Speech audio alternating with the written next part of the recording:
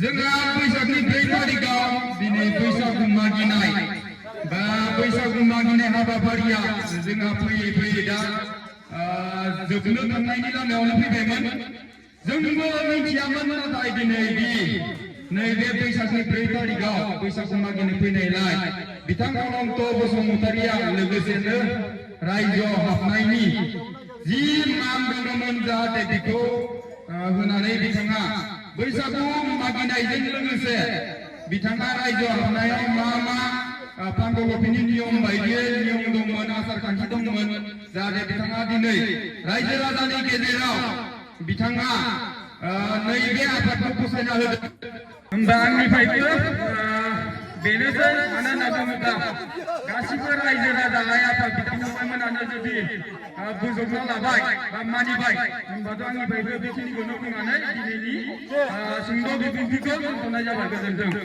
दानिया जोङो हासिगोन बे मानखौ लाजानायनि उनाव जोङो मोसानाय मुसुरनाय सोलिगोन जाहाथे बिथांमोना नैयाव जोंनि नियम बायदियै आं बेखौ बुंथ'ला जोंहा जरासे फैना दोनखादों जाहाथे बैसागु मागिनायजों लोगोसे रंजा बाजा नैबेखौबो जोंहा लानो हानाय जागोन गोजोन्थों